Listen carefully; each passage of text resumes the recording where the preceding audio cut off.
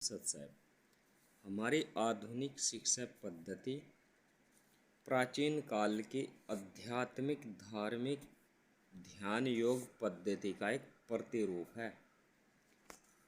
जैसे आजकल हम बच्चों को बैठाना सीखने सिखाने के लिए LKG UKG में पढ़ने के लिए भेजते हैं 3.5 साल के बाद। ठीक इसी तरह आध्यात्मिक व धार्मिक मार्ग पर चलाने के लिए विद्यार्थियों को उन्हें कुछ धार्मिक पुस्तकें पढ़ने के लिए दी जाती थी कि आपको 1 घंटा बैठना है और इसको पढ़ना है, जिससे कि उसकी जो बैठक है, जो आसन सिद्धि है, बैठने की जो एक आदत है, क्योंकि ऐसा तो है नहीं कि ध्यान योग 1 मिनट के लिए होता है। ध्यान योग कम से कम 15-20 मिनट बैठना पड़ता है, कम से कम 15-20 मिनट से 1-1.5 घंटा 2-3 घंटा, कुछ लोग तो कई कई दिन तक बैठे रहते हैं। तो यह जो एक बैठने आसन सिद्धि के लिए किया जाता है, धार्मिक पुस्तकें पढ़ाने का जो एक मार्ग है या एक तरीका है, वह आसन सिद्धि के लिए होता है। और धार्मिक पुस्तकों को पढ़ने से पहले हाथ की शुद्धि या ध्यान योग कैसे करते हैं, ध्यान कैसे करते हैं, इसको भी लिखा जाता है श्लोकों में कि पाठ पढ़ने से पहले ध्यान किया जाता है, आचमन किया जाता है, हृदयादिन्यास किया जाता है, यानी हृदय की शुद्धि के लिए, हाथों की शुद्धि के लिए किया जाता है, सिखाया जाता है। ठीक इसी तरह आजकल भी LKG UKG शिक्षा है, जिसमें बच्चे को बैठाना सिखाया जाता है, जिससे कि बच्चा स्कूल में जाना सीख जाए, पढ़ना लिखना सीख जाए। फिर जैसे आधुनिक शिक्षा में यानी कक्षा 1 2 3 4 हाई स्कूल, इंटर और फिर लास्ट में PhD होती है, ठीक इसी तरह से आध्यात्मिक व धार्मिक मार्ग की भी जो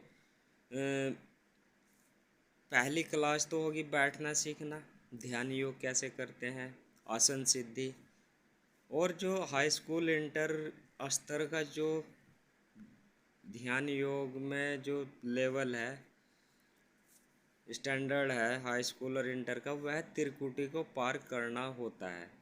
और इस ध्यान योग की PhD जो होती है, वह सहस्रार चक्र में ऊर्जा को ले जाना होता है, आत्मा को, जहाँ आत्मा और परमात्मा का मिलन हो जाता है इस शरीर के अंदर सहस्रार चक्र में। सभी धर्मों में कहा कि अल्लाह का निवास स्थान 7वें आसमान पर है। हिंदू धर्म में भी कहा कि ईश्वर का निवास स्थान जो है सहस्रार चक्र में है, जो कि यहाँ क्राउन चक्र में होता है। तो इसको यहाँ तक ले जाना होता है, यानी यह अध्यात्म की PhD डिग्री है। हम इसको गहन समाधि कह सकते हैं। और यह PhD डिग्री सहस्रार चक्र में ऊर्जा को ले जाने वाली जो PhD डिग्री होती है, जिसे आत्मा और परमात्मा का मिलन भी कहते हैं, इसमें 1+1=1 सिद्ध करना होता है, यानी यह समीकरण सिद्ध करना होता है। जैसे आधुनिक शिक्षा पद्धति में PhD डिग्री में कोई खोज करनी होती है, कोई रिसर्च करना होता है, अनुसंधान करना होता है, ठीक इसी तरह इस PhD डिग्री में, आध्यात्मिक व धार्मिक PhD डिग्री में भी आपको 1+1=1 समीकरण सिद्ध करना होगा। और यह सिद्ध होता है, और यानी गहन समाधि में जब साधक चला जाता है तो यह सिद्ध हो जाता है, वह सिद्ध पुरुष कहलाता है।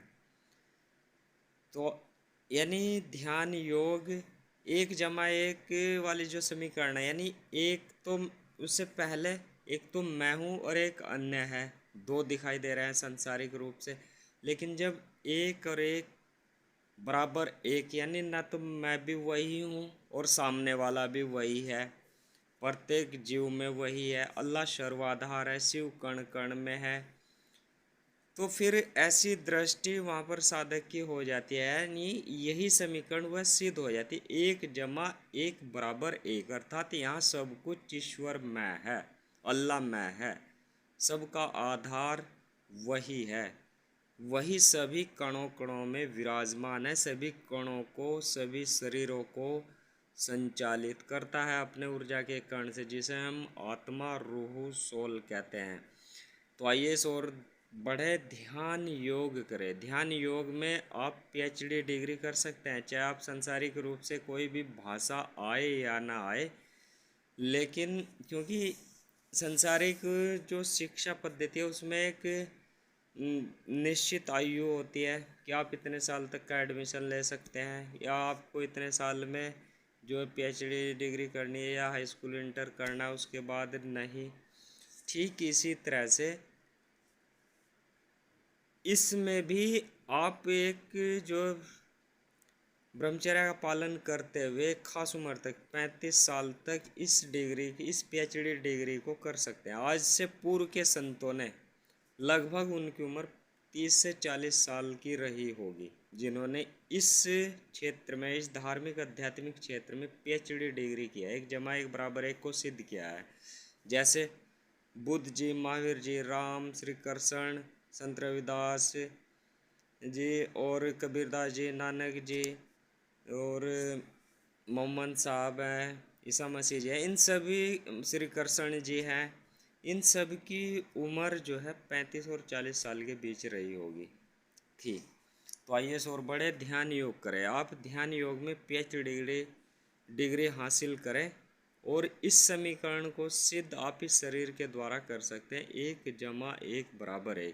जब आप इस समीकरण को सिद्ध कर लेंगे तो आप अपने ही धर्म के अनुसार, जो आपका उच्च लक्ष्य है, जैसे हिंदू धर्म के अनुसार मनुष्य शरीर धारण करने का उच्च लक्ष्य है, मोक्ष को प्राप्त करना है, उसे प्राप्त कर लेंगे इस समीकरण को सिद्ध होते ही।